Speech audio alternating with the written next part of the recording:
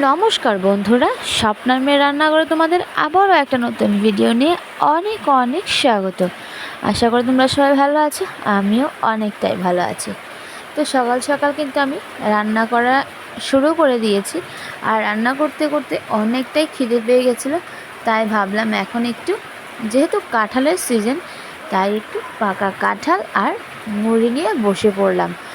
তো আজকে কিন্তু সেই কাঁঠাল খেতে খেতে একটা জিনিস মনে হলো, তাই তোমাদের সাথে শেয়ার করে নিলাম। তো কাঁঠাল আর মুড়ি ভালোও লাগে না, আবার সেটা খারাপও লাগে না। তো খেতে খেতে আমার হঠাৎ করে মনে হলো যে কাঁঠাল খেয়ে নিয়েছি, কিন্তু কাঁঠালের ভিতরে তো বিচিটা আছে। তো ওই বিচিটা দিয়ে আমি আজকে তোমাদের একটা রেসিপি শেয়ার করতে চলেছি। তো এই যে দেখো, আমি কিন্তু যতগুলো কাঁঠাল খেয়েছি সবগুলো নিয়েছি, আর বাকি ঘরে আরও ছিল। তো আমি ওই বাকিগুলো কিন্তু নিয়ে নিয়েছি, আর নিয়ে আমি কাঁঠালের বিচিগুলো ভালো করে ধুয়ে, যে একটা পিছল ভাব থাকে ওই পিছল ভাবটাকে সরিয়ে, তো দেখো আমি কিন্তু ধুয়ে ফ্রেশ করে সুন্দর করে কাঁঠালের বিচিগুলোকে নিয়ে নিয়েছি। এখন আমি কাঁঠালের বিচিগুলোকে একদিনের জন্য রোদে শুকোতে দিলাম। এই কাঁঠালের বিচি দিয়ে কিন্তু বিভিন্ন রকমের রেসিপি খাওয়া যায়, আর অনেক রকমই তরকারি কিন্তু রান্না করা যায়। তো ভাবলাম যে আজকে আমি তোমাদের একটা অন্যরকমভাবেই রেসিপি তোমাদের সাথে শেয়ার করব। তো দেখো, বিচিগুলো কিন্তু প্রায় একদিন পরে শুকানো হয়ে গেছিলো, আর আমি কিন্তু পরের দিন কিন্তু আমি নিয়ে আবার চলে এসেছি রান্নাঘরে। আর রান্নাঘরে এসে আমি কিন্তু কাঁঠালের বিচিগুলির আঁশগুলো খুব সুন্দর করে ছাড়িয়ে নিচ্ছি। এই কাঁঠালের বিচি খেতে যতটাই স্বাদ, আর ঠিক ততটাই কষ্ট কিন্তু কাঁঠালের বিচির আঁশ ছাড়ানো। তো এই যে দেখো, আমি কিন্তু এরকম করে সবগুলো কাঁঠালের বিচিগুলোকে আমি আঁশ ছাড়িয়ে নিয়েছি।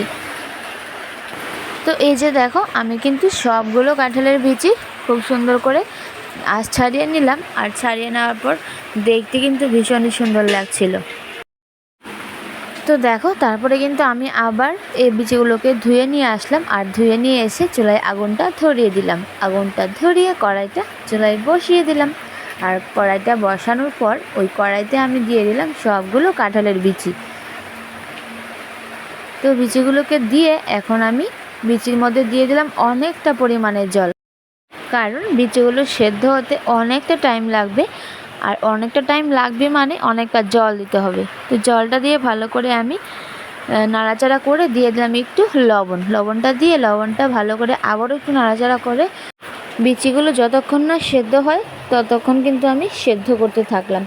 তো দেখো, অনেকটা টাইম, প্রায় আধ ঘন্টা টাইমের মতো কিন্তু এই আমার বিচিগুলো সেদ্ধ করতে লেগেছে। তো পুরো জলটা কিন্তু আমি শুকিয়ে নিয়েছি। এখন আমি বিচিগুলোকে একটা প্লেটের মধ্যে নামিয়ে নেব।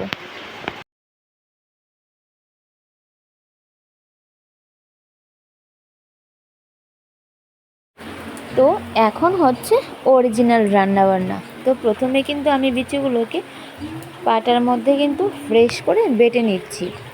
যতক্ষণ না বিচিগুলো একদম পুরো ফ্রেশ হয়ে যাচ্ছে ততক্ষণ কিন্তু এরকমভাবেই বাটাবাটি করতে করতে বিচিগুলোকে ফ্রেশ করে আমি একটু একটু করে বেটে নিচ্ছি। এই বিচিগুলো সিদ্ধ না করেও কিন্তু বেটে খাওয়া যায়, আর ভেজেও কিন্তু খুব ভালোভাবে খাওয়া যায়। আমার চ্যানেলে কিন্তু আগেও একটা কাঁঠালের বিচির রেসিপি আছে, তোমরা চাইলে কিন্তু ওইটাও দেখে নিতে পারো। দেখো, সবগুলো কাঁঠালের বিচি বেটে আমি কড়াইটা আবার চুলায় বসিয়ে দিলাম, আর কড়াইয়ের মধ্যে দিয়ে দিলাম দুটো শুকনো মরিচ, একটা তেজপাতা, আর অনেকটা পরিমাণে তেল।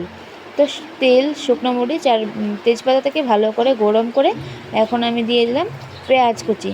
তো পেঁয়াজটাকে একটু ভালোভাবে ভেজে এখন আমি দিয়ে দিলাম 1 চামচ মরিচ বাটা, 1 চামচ রসুন বাটা, আর তারপরে কিন্তু মরিচ আর রসুনকে ভালোভাবে নাড়াচাড়া করে সুন্দর করে ভেজে নিলাম। তো মরিচটা যখন ভাজা হয়ে গেছে তখন আমি দিয়ে দিলাম এর মধ্যে অল্প একটু লবণ, আর দিয়ে দিলাম একটু হলুদ গুঁড়ো। তারপরে সবগুলোকে ভালো করে নাড়াচাড়া করে দিয়ে দিলাম কয়েকটা কাঁচামরিচ। এই রেসিপিটাতে যা কিছুই লাগবে আমি কিন্তু সব কিছুই দিয়ে দিয়েছি। এখন আমি দিয়ে দিলাম বেটে রাখা কাঁঠালের বিচি।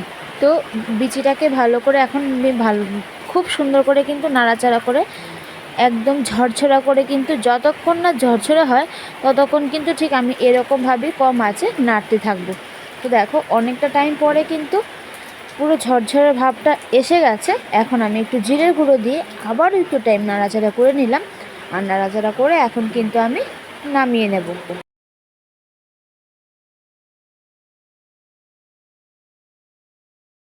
তো হয়ে গেল কিন্তু রেডি আজকে আমার কাঁঠালের বীজের রেসিপি।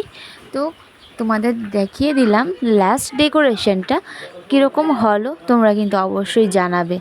তো আজকের জন্য এখানেই বিদায় নিচ্ছি। সবাই ভালো থাকো, সুস্থ থাকো, আর আমার ভিডিও দেখতে থাকো। আমার চ্যানেলে যদি তোমরা অন্য কোনোভাবে কাঁঠালের বীজের রেসিপি দেখতে চাও অবশ্যই কিন্তু কমেন্ট করো, আমি তোমাদের দেখানোর চেষ্টা করব। তো আজকের জন্য এখানেই টাটা, দেখা হবে আবার নেক্সট ভিডিওতে। Bye bye.